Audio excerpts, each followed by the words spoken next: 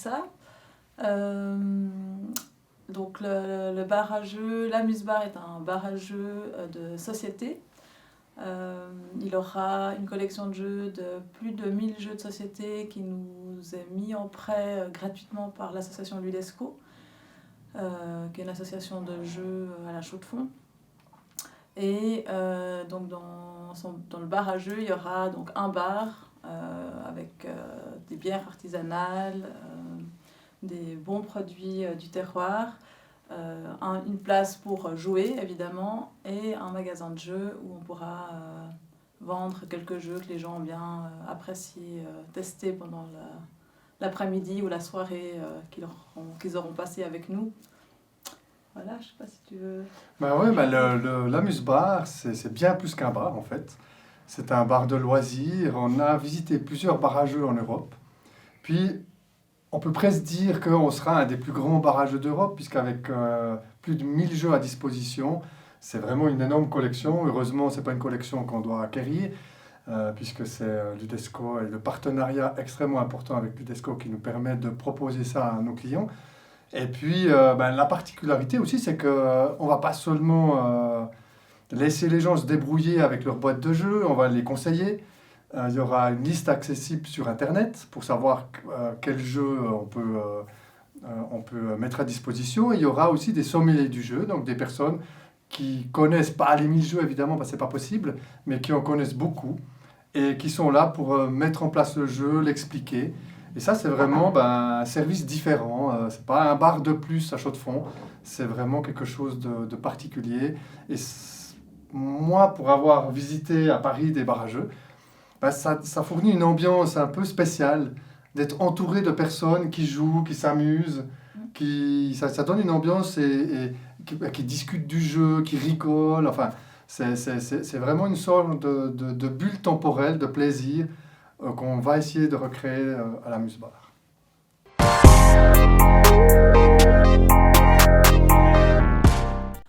Alors, notre projet, il a ça de spécial que notre but, c'est vraiment de créer un lieu de rencontre et de partage autour du jeu de société. C'est vrai qu'après toutes ces années d'isolement, on a envie que les gens puissent se retrouver, recréer des liens. Il y a eu beaucoup de personnes qui ont été seules pendant ces périodes de confinement. Et notre but, c'est vraiment de pouvoir faire des rencontres, que les gens puissent se rencontrer entre eux et puis se redécouvrir à travers le jeu de société.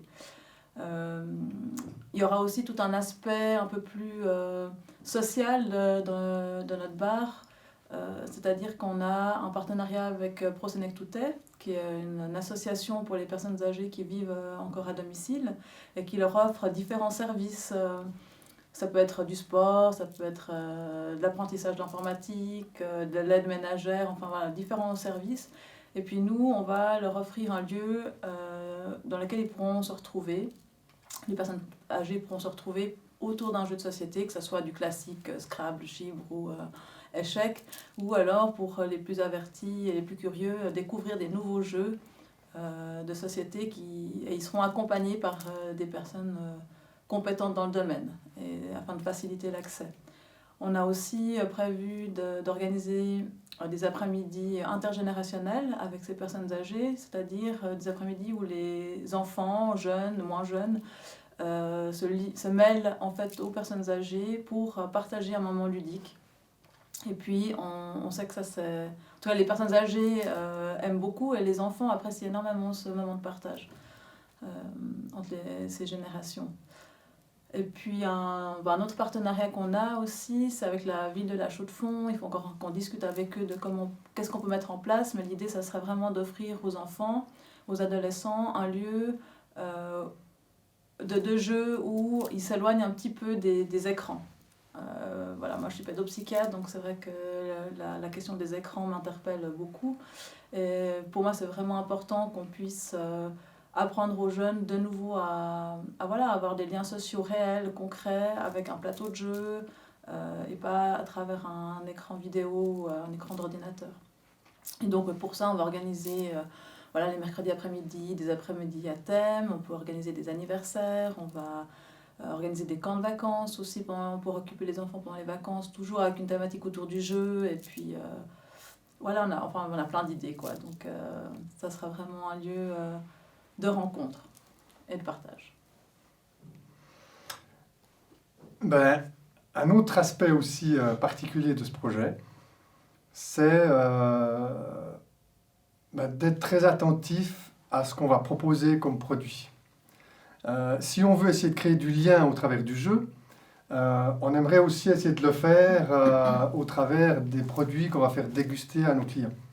Et ce lien va se faire entre nos clients et les artisans, que ce soit des agriculteurs, des brasseurs, et puis qu'on puisse aussi expliquer d'où vient le produit. On a affaire à une bonne bière artisanale, pourquoi cette bière artisanale est particulièrement bonne, d'où elle vient, qui c'est qu'il y a derrière. Une des particularités qu'on aura, c'est qu'on va faire notre pain. C'est du pain d'épeautre avec de la farine du Valenvron, donc cultivé à quelques centaines de mètres du barrageux. Et puis là, c'est aussi l'idée d'expliquer qu'est-ce qu'il y a de particularité dans cet épeautre, il est bio, pourquoi il est bio, comment c'est cultivé, quelles sont les difficultés, et de recréer du lien entre l'artisan au travers de la qualité des produits qu'il propose, et recréer ce lien avec le consommateur. On a l'habitude d'aller un petit peu, tout est aseptisé, on va à la Migros, on ne sait pas très bien qu'est-ce qui se cache derrière les produits, il n'y a pas qu'un frigo, il y a vraiment des gens qui travaillent et qui mettent tout leur cœur, et là, on aimerait nous faire des fiches producteurs et recréer ce lien pour valoriser ces artisans. Les softs seront aussi, il n'y aura pas que les bières, il y aura aussi des non-alcool, lisés, et donc tous les softs seront aussi des produits de la région. Donc là, on travaille avec une entreprise localoise pour trouver des bons produits.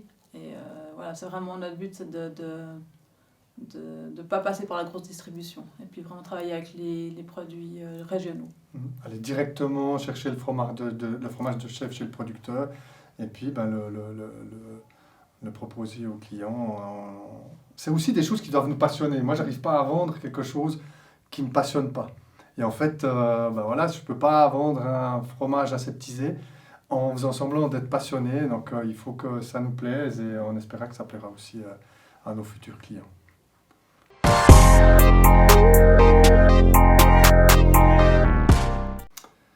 Finalement, ces années difficiles de pandémie ont aussi fait naître des projets positifs et l'Amuse-Bar en est un. C'est-à-dire quand les activités sportives, le cinéma, les théâtres se sont arrêtés, c'était juste pas possible de vivre en autarcie chez soi. Donc moi j'ai initié des soirées-jeux, en respectant évidemment les normes maximaux qui étaient autorisés sur le moment. Et c'est dans le cadre de ces soirées-jeux que l'idée de l'Amuse-Bar est venue. Déjà quand la troisième personne, Laetitia, qui n'a pas pu venir aujourd'hui malheureusement, on l'a rencontrée, on ne la connaissait pas avant, on l'a rencontrée dans le cadre de ces soirées-jeux. Et puis on s'est vite rendu compte qu'on était une équipe particulière, on s'entendait bien, on a une bonne connexion dans tout ce qu'on fait, on s'amuse, on cherche le positif des choses. Et je pense que moi aussi, il faut que je reconnaisse que ce sont surtout Vanessa et Laetitia qui ont initié cette idée. Et puis moi, je les ai encouragés à rêver, mais pas seulement pendant la nuit, mais aussi à rêver au quotidien et puis de se lancer, parce que finalement, c'est un projet qu'elles avaient depuis pas mal d'années. Et moi, j'adore jouer, j'adore le contact avec les clients, enfin, tout l'aspect aussi du bar et de la restauration. Et puis, je crois qu'on a eu la chance de constituer une équipe extrêmement efficace, tout en travaillant toujours avec un grand plaisir et en gardant le sourire, quelle que soit la situation. Effectivement, l'idée du bar à jeu, moi ça fait, je pense, plus de 10 ans que je rêve d'ouvrir quelque chose dans le monde du jeu, que ce soit un magasin de jeux, un bar à jeu. C'était vraiment un rêve, mais de le faire toute seule, c'était pas... j'y avais jamais même imaginé que c'était possible. Donc voilà. Et puis quand Laetitia a finalement perdu son travail, l'architecte d'intérieur, on a réfléchi, on a un peu blagué en disant qu'est-ce que tu vas faire? On ouvre un bar à jeux. On a vraiment sur le ton de la rigolade. Puis en fait, petit à petit, on s'est dit mais ça serait trop chouette un bar à jeux de société à la Chaux-de-Fonds. Et puis de fil en aiguille, le rêve est devenu réalité, quoi. Enfin, on s'est renseigné, on a monté une entreprise.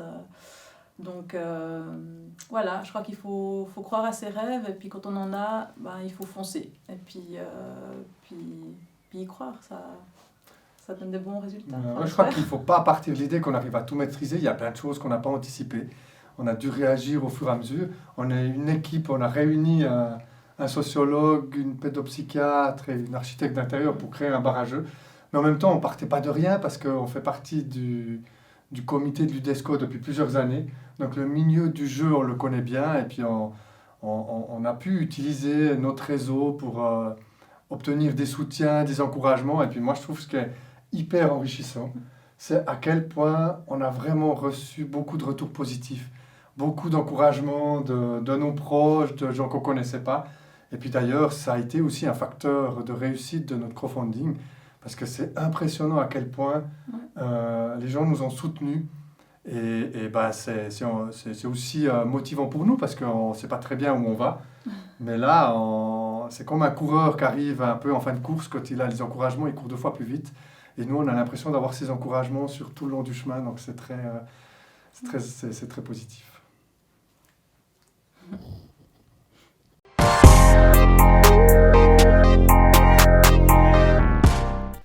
Alors moi, c'est le changement. Ça fait plusieurs dizaines d'années que je travaille comme sociologue et puis j'avais envie de découvrir d'autres choses. C'est l'amitié, c'est la rencontre. L'amitié dans l'équipe qui constitue les fondateurs de Stamusbar. L'amitié qu'on va pouvoir découvrir aussi dans l'Amusbar.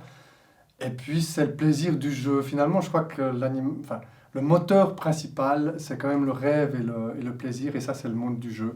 Et c'est ça qu'on va essayer de développer à l'Amusbar. Alors moi c'est à peu près pareil, je suis une passionnée de jeu mais je suis aussi une passionnée de personnes, c'est-à-dire que j'aime les gens, j'aime la rencontre, j'aime partager avec mes amis mais j'aime partager avec des gens que je connais pas aussi, j'aime les découvrir et en fait via le jeu on peut faire tout ça.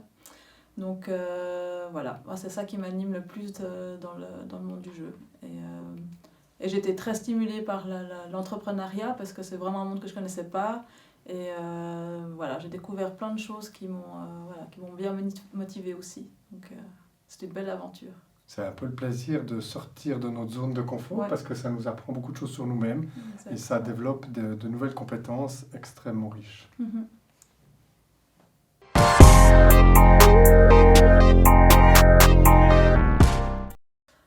Alors là, ça va faire demain, jour pour jour, 1 année qu'on a eu cette idée de lancer un bar à jeux.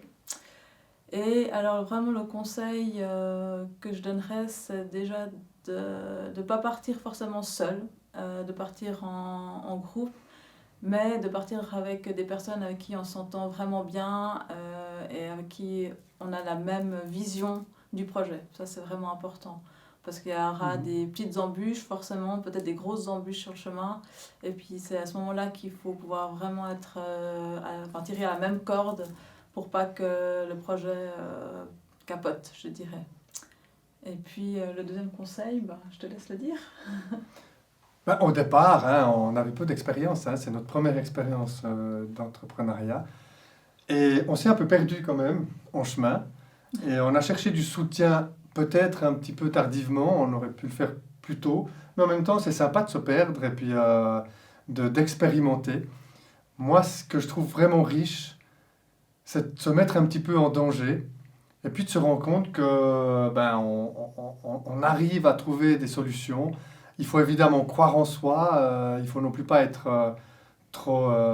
comment il faut dire ça? On est optimiste, mais on a quand même les pieds sur terre, dans le sens où... comment il faut dire ça? On ne va pas non plus trop se mettre en danger. Mais pour moi, prendre des risques, c'est indispensable, croire en ses rêves, mais le faire en utilisant le maximum de soutien qu'on peut avoir autour de soi. Et donc quoi? Et donc on a été Oui, bien soutenus. J'ai oublié. On va couper ça. Donc pour être soutenus justement, on a été bien conseillés par un ami qui nous a conseillé vraiment de prendre contact avec Maël Kalam de Starterland et qui nous a vraiment aidé à créer l'entreprise, les Trois Loutres SARL, voilà, pour être vraiment plus efficace au possible. C'est vrai qu'on s'est, comme tu dis, on s'est perdu un petit peu au début pour la création de cette entreprise et je pense qu'on aurait gagné un petit peu de temps si on avait eu cette idée-là. Ouais, je pense que ça a été un gros coup d'accélérateur et de canaliser nos forces dans la bonne direction. Parce que c'est vrai qu'à chercher où on veut aller, on se perd et puis on perd de l'énergie. Alors c'est sympa au début, mais pas trop longtemps.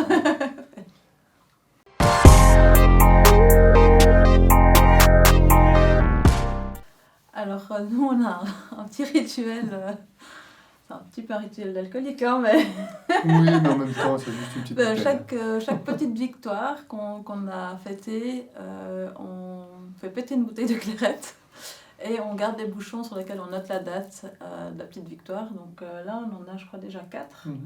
Hein, il y a le crowdfunding, la création de l'entreprise. Alors, qu'est-ce qu'on avait mis? Je me souviens plus exactement. Il y a le lancement du crowdfunding, la réussite du crowdfunding. Ah oui. Mais je crois qu'on a aussi fêté la signature du contrat de bail. Ah oui. Ouais. Voilà. Peut-être qu'on a oublié 1 ou 2 bouchons, mais... Ouais, parce qu'on fête beaucoup en fait à la Muse-Bar. Ça, on aime faire la fête. Puis je crois qu'une autre tradition qu'on a, c'est de ne pas hésiter à demander de l'aide. Alors d'abord, quand on a commencé, on a pris contact avec des amis qui tiennent un bar ou un restaurant pour leur demander, comment vous avez vécu, vous, votre démarrage, qu'est-ce qu'il faut peut-être éviter comme piège. Et puis au fur et à mesure du projet, on a toujours la même politique d'ouverture et puis d'avancer avec notre réseau. Et là, on sort d'un week-end, par exemple, on a passé des heures à poncer des anciennes chaises qu'on a récupérées, les peindre. Et en même temps, c'est la philosophie du bar. N'importe quelle situation devient une occasion de rencontre, de s'amuser, d'avoir du plaisir avec nos amis, et puis de construire quelque chose avec un groupe élargi.